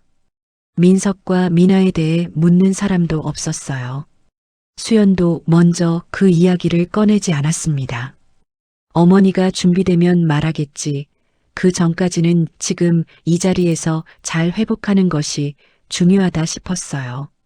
그러던 어느 날 박순자 여사가 먼저 말을 꺼냈습니다. 재활병동 창가에 앉아 바깥을 보다가 나직하게 민석이 면회 신청을 했다고 하더라. 수연은 잠시 대답하지 않았어요. 어머니 어떻게 하실 거예요? 라는 말이 목까지 올라왔지만 참았습니다. 어머니 마음이 어떠세요? 박순자 여사가 창밖을 바라보며 오래 침묵했습니다. 내가 낳은 자식인데 어떻겠냐? 가슴이 아프지. 근데 또 면회를 가자니 그것도 모르겠고 아직은 못 가겠어. 그래도 영치금은 넣어줘야지. 그 말이 수연의 가슴에 깊이 내려앉았습니다. 가지 않으면서 영치금을 넣어주는 어머니의 마음. 배신당하면서도 자식을 놓지 못하는 어머니의 마음. 그것이 어머니라는 것이겠지요. 박순자 여사가 수연에게 처음으로 또렷하게 말을 건넨 것은 일반 병실로 옮겨진 지 열흘 후였습니다. 수연이 저녁 식사를 챙겨와서 한 숟가락씩 떠먹여드리고 있을 때였어요. 죽을 한 숟가락 드시고 잠시 쉬고 또 한 숟가락. 그러다가 박순자 여사가 숟가락을 받으려 하지 않고 수연의 손을 잡았습니다. 수연아, 내 어머니, 고생했다. 수연은 숟가락을 내려놓고 어머니의 손을 잡았습니다. 아무 말이 나오지 않았어요. 그냥 그 손을 잡고 있었습니다. 어머니의 손이 전에 비해 따뜻해졌어요. 살도 조금 찐 것 같았습니다. 내 자식들한테 어미로서 미안하다. 그 애들이 왜 그렇게 됐는지 나도 모르겠다. 내가 부족했나 보더라. 어머니, 그건 어머니 잘못이 아니에요. 어머니가 얼마나 열심히 사셨는데요. 알아. 알지. 근데 어미 마음이라는 게 자식이 아무리 잘못해도 안타까운 건 어쩔 수가 없구나. 그 생각을 하면 또 가슴이 서리가 내리는 것 같아. 그래도 수연이 너 있어서 다행이다. 박순자 여사가 수연의 손을 꼭 쥐었어요. 그 손의 온기가 달랐습니다. 쪽지를 쥐어주던 그날의 차가운 손이 아니었어요. 따뜻했습니다. 살아있는 손이었어요. 처음부터 알아봤어. 민준이 이 녀석이 좋은 사람 데려온다 했지. 얼굴 보는 순간에 알았어. 이 아이가 진짜 자식이 되겠구나. 수연의 눈에 눈물이 고였어요. 저는 그냥 어머니 곁에 있었을 뿐이에요. 그게 제일 힘든 거야. 누구나 결정적인 순간에는 다 있어. 근데 아무것도 없는 날에도 예고 없는 날에도 그냥 있어주는 사람은 없어. 너는 그런 사람이야, 수연아. 그 말이 방 안에 조용히 내려앉았습니다. 수연은 고개를 숙이고 눈물을 닦았어요. 어머니는 그런 수연의 머리를 손으로 가만히 쓸어주었습니다. 살아있는 손으로. 박순자 여사가 재활을 이어가는 동안 수연은 자신이 지나온 시간들을 가만히 돌아보았습니다. 그 시간들이 처음부터 쉬운 것은 아니었어요. 수연이 민준과 처음 결혼했을 때 주변에서 걱정하는 사람들이 있었어요. 시어머니가 까다롭다는 소문이 있다고 했습니다. 딸보다 더 엄하게 며느리를 보신다고 했어요. 용인까지 자주 드나들어야 한다는 것도 부담이 될 것이라고 했습니다. 수연의 친정 어머니도 처음에는 걱정을 표했어요. 너는 손발이 빠르고 성실한데 그런 집에 들어가면 고생한다고 했습니다. 그러나 수연은 그런 말들을 크게 마음에 두지 않았어요. 어떤 집안이든 처음에는 낯설고 시간이 지나면 익숙해지는 것이라고 생각했습니다. 무엇보다 민준이라는 사람을 믿었어요. 그 사람의 됨됨이를 믿었습니다. 시어머니가 처음부터 다정하셨던 것은 아니었어요. 사실 처음 1년은 꽤 힘들었습니다. 박순자 여사는 며느리에게 말 한마디 건네는 것도 쉽지 않아 보였어요. 뭔가를 해드리면 됐어라고 했고 음식을 차려드리면 짜내라고 했습니다. 칭찬 한 번 없었어요. 수연은 그래도 가던 길을 갔습니다. 시어머니가 원하는 것이 칭찬이 아니라 꾸준함이라는 것을 본능적으로 알았기 때문이에요. 그것이 맞았습니다. 두 해째가 되었을 때 박순자 여사가 처음으로 수연에게 먼저 말을 걸었어요.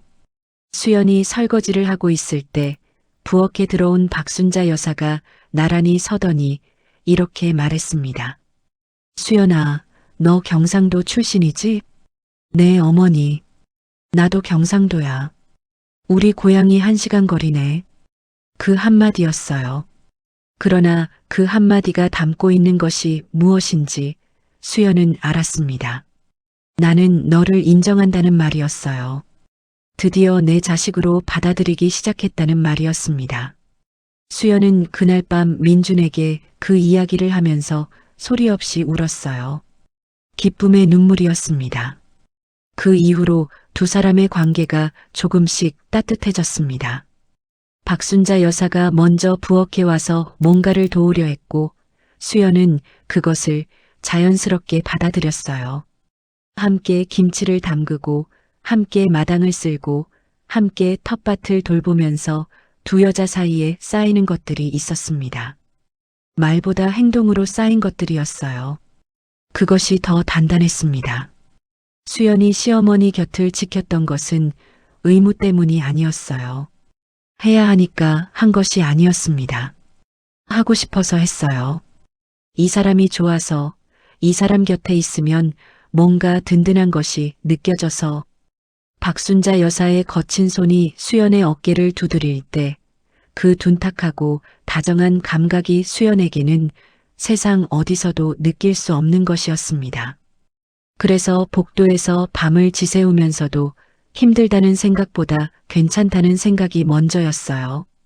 어머니가 기계에 연결된 채 누워있는 것이 안타까워서 하루라도 더 빨리 일어나시길 바라서 그 마음 하나로 버텼습니다. 그리고 그 마음이 결국 기적을 불렀는지도 모릅니다. 아니면 기적이 그 마음을 알아보았는지도 모르고요. 사람 사이에는 설명하기 어려운 것들이 있습니다. 혈연보다 더 단단한 인연이 있어요. 같은 지붕 아래 태어났다는 것보다 같은 시간을 함께 버텨냈다는 것이 더 깊은 가족을 만들기도 합니다. 수연과 박순자 여사가 그랬어요. 피를 나누지 않았지만 두 사람이 서로를 향해 기울인 마음만큼은 그 어떤 혈육보다 진했습니다. 민주는 나중에 수연에게 이런 말을 했어요. 당신이 없었으면 어머니도 없었을 거야. 당신이 없었으면 나도 없었을 거고. 수연은 그 말에 고개를 저었습니다. 어머니가 지키신 거예요. 저는 그냥 가운데 있었을 뿐이에요. 두 사람은 잠시 침묵했어요. 그러다 민준이 말했습니다. 그 가운데 있었다는 게 이 세상에서 가장 어려운 일인 거 알아? 수연이 민준을 바라보았어요. 민준이 수연을 바라보았습니다. 두 사람은 그 눈빛 속에서 서로에게 수없이 많은 말을 건넸어요. 말없이도 통하는 대화였습니다. 오래 함께 살아온 사람들만이 나눌 수 있는 종류의 대화였어요. 박순자 여사가 재활병동으로 옮겨진 날 담당 변호사가 병원을 찾아왔습니다. 공증받은 유언장을 집행하기 위한 절차를 안내하기 위해서였어요. 가족 모두에게 통보가 가야 하는 사안이었지만 현재 민석과 조성훈이 구속 상태이고 미나도 법적 절차 중에 있는 만큼 실질적인 유언 집행의 당사자는 민준과 박순자 여사 본인이었습니다. 박순자 여사는 이미 유언장을 작성한 본인이었으므로 자신이 직접 집행 지시를 할 수 있었어요. 의식이 회복되어 법적 판단 능력이 있다고 의사가 소견서를 작성해 주었고 그것으로 절차는 진행될 수 있었습니다. 변호사가 유언장의 내용을 설명하기 시작했을 때 수연은 그 자리에 함께 있었어요. 민준이 수연에게 같이 듣자고 했습니다. 수연은 처음에는 사양하려 했어요. 재산 이야기니까 당사자들끼리 들어야 하는 것 아닐까 싶었지요. 그러나 박순자 여사가 먼저 말했습니다. 수연이 들어야 해. 수연이 당사자야. 그 한마디에 수연이 자리에 앉았습니다. 변호사가 유언장의 내용을 설명하기 시작했습니다. 용인 일대의 전원주택 단지 토지 지분 경기도 외곽의 임야, 그리고 민준의 회사 지분 중 박순자 여사가 보유하고 있는 부분에 대한 내용이었어요. 그리고 다음 항목에서 변호사가 잠시 멈추었습니다. 경기도 소재 임야 및 별도 금융 자산 일체는 지정 신탁을 통해 이수연 여사 개인 명의로 증여한다. 민준이 변호사에게 되물었습니다. 이수연 명의로요? 변호사가 고개를 끄덕였어요. 어머님이 직접 작성하시고 공증까지 받으신 내용입니다. 아주 명확하게 명시되어 있습니다. 수연은 그 말을 듣고 박순자 여사를 바라보았습니다. 어머니는 재활용 의자에 앉아 수연을 보고 있었어요.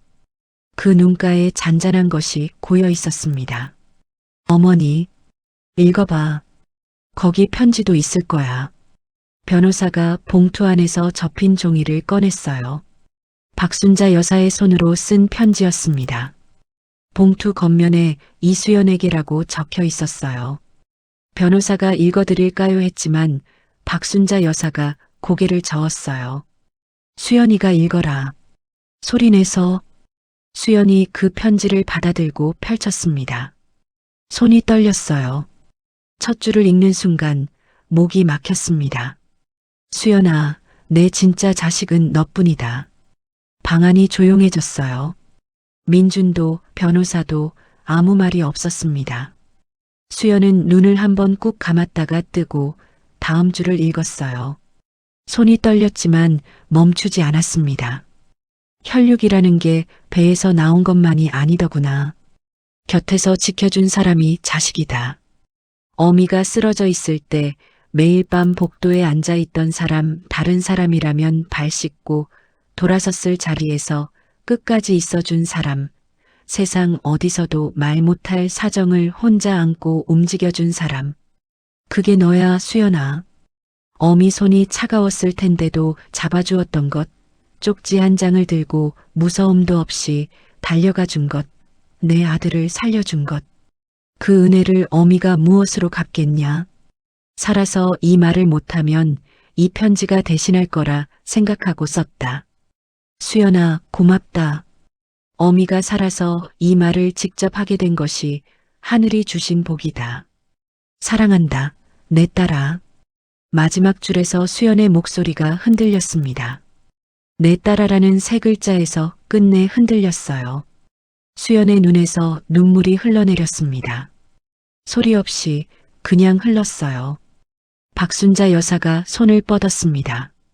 수연이 그 손을 잡으러 다가가자 어머니가 수연의 손등을 꾹 두드렸어요. 말이 없어도 충분한 손짓이었습니다. 민주는 아내의 어깨에 손을 얹었어요. 그 손이 말보다 더 많은 것을 담고 있었습니다. 셋은 잠시 아무 말도 하지 않았어요. 그 침묵 속에서 충분했습니다. 그의 가을이 지나고 이듬해 봄이 왔습니다. 박순자 여사는 긴 재활 끝에 다시 집으로 돌아왔어요. 완전히 예전처럼 걸을 수는 없었지만 지팡이를 짚고 마당에 나가 감나무를 바라볼 수 있게 되었습니다. 봄빛을 머금은 감나무의 어린 잎들이 연초록으로 돋아나고 있었어요. 그 아래 흙을 손으로 어루만지면서 박순자 여사는 오래 서 있었습니다. 무슨 생각을 했는지는 알 수 없어요. 그러나 그 얼굴이 편안해 보였습니다. 수연은 박순자 여사의 집 근처에 작은 사무실을 열었어요. 회계 상담 일을 다시 시작하면서 이제는 어머니를 더 자주 볼 수 있게 되었습니다. 매일 아침 어머니 댁에 들러 아침 식사를 챙겨드리고 저녁이면 또 들러 함께 텔레비전을 보았어요. 박순자 여사는 수연이 오면 여전히 오긴 왜 왔어라고 퉁명스럽게 말했습니다. 그 말에 담긴 것이 무엇인지 이제 수연은 너무나 잘 알았어요. 기다렸다는 말이었습니다. 보고 싶었다는 말이었어요. 수연이 아침을 차리면 박순자 여사는 식탁에 앉아 말없이 드셨어요. 다 드시고 나면 된장이 좀 진하네라고 하거나 달걀은 한쪽만 익혀야 해라고 하셨습니다. 그 불평이 수연에게는 가장 사랑스러운 말이었어요. 어머니가 이제 그런 말을 할 수 있는 상태가 되었다는 것 자체가 기적이었으니까요. 민주는 어머니와 아내에게 미안하고 고맙다는 말을 자주 했습니다. 그것으로 충분하지 않다는 것도 알면서 그래도 그 말을 멈추지 않았어요. 수연은 그런 민준에게 이렇게 말했습니다. 미안하다는 말보다 잘 먹고 잘 자고 잘 살아요. 그게 제가 바라는 거예요. 민주는 그 말에 웃었어요. 오랜만에 웃음이었습니다. 미나는 오빠에게 용서를 구하는 편지를 보냈습니다. 편지지 5장에 빼곡히 써내려간 편지였어요. 민주는 한동안 그 편지를 열지 않다가 어느 날 수연에게 먼저 읽어달라고 했습니다. 수연이 읽고 나서 편지를 돌려주었을 때 민주는 그것을 서랍에 넣었어요. 용서는 한 번에 되는 것이 아니라는 것을 두 사람 모두 알고 있었습니다. 그러나 언젠가는 되리라는 것도 알고 있었어요. 시간이 필요할 뿐이었습니다. 어머니가 그랬듯이 영치금을 넣으면서도 면회는 못 가는 마음으로 천천히 조금씩 민석은 교도소에 있었습니다. 어머니에게 면회 신청을 했지만 박순자 여사는 한 번도 가지 않았어요. 그러나 매달 영치금은 넣어주었습니다. 가지 않으면서 영치금을 넣어주는 어머니의 마음이 어떤 마음인지 아마도 자식을 가진 분들이라면 알 것입니다. 사랑이 끝나서 가지 않는 것이 아니라 사랑이 남아있어서 더 가지 못하는 마음. 그의 가을 감나무의 주홍빛감이 다시 주렁주렁 열렸어요. 박순자 여사는 지팡이를 짚고 마당에 서서 그 감나무를 오래 바라보았습니다. 수연이 옆에 서 있었어요. 두 사람은 아무 말도 하지 않았지만 그 침묵이 불편하지 않았습니다. 가장 따뜻한 것들은 말 없이도 전해지는 법이니까요. 감 하나가 바람에 흔들리다 툭 떨어졌어요. 박순자 여사가 수연을 바라보며 말했습니다. 올해 감이 많이 열렸네. 집안이 편안하려나. 수연이 고개를 끄덕이며 웃었어요. 그럼요, 어머니. 이제 괜찮아요. 그 말이 마당 공기 속에 스며들었습니다. 감나무가 바람에 조용히 흔들렸어요. 마치 대답하듯이, 마치 그 모든 세월을 다 알고 있다는 듯이 그 모든 눈물과 기적과 사랑을 자기 나이테 속에 새겨두었다는 듯이 박순자 여사의 손이 수연의 손을 가만히 잡았어요. 수연이 그 손을 두 손으로 감싸쥐었습니다. 따뜻했어요. 쪽지를 쥐어주던 그 새벽에 차갑고 떨리던 손이 아니었습니다. 이제는 살아있고 따뜻하고 나무처럼 단단한 손이었어요. 감나무가 또 한 번 바람에 흔들렸습니다. 주홍빛감들이 햇살을 받아 빛났어요. 그 나무 아래 두 사람이 손을 잡고 서 있었습니다. 어머니와 딸처럼, 아니, 어머니와 딸로. 세상에서 가장 아름다운 풍경이 있다면 아마도 이런 것이 아닐까요? 살아남은 사람들이 손을 잡고 서 있는 것, 그 손이 따뜻한 것, 그것으로 충분한 것. 오늘의 이야기는 여기서 마칩니다. 의식불명의 몸으로도 자식을 포기하지 않았던 어머니, 피를 내어 글씨를 덧칠하면서까지 쪽지를 품고 있었던 어머니, 차가운 병원 복도에서 밤을 지새우며 시어머니 곁을 지킨 며느리. 두렵지 않았겠어요? 무섭지 않았겠어요? 그러나 사랑은 두려움보다 강했습니다. 그리고 마지막 힘을 끌어모아 악을 멈추게 만든 어머니의 기적.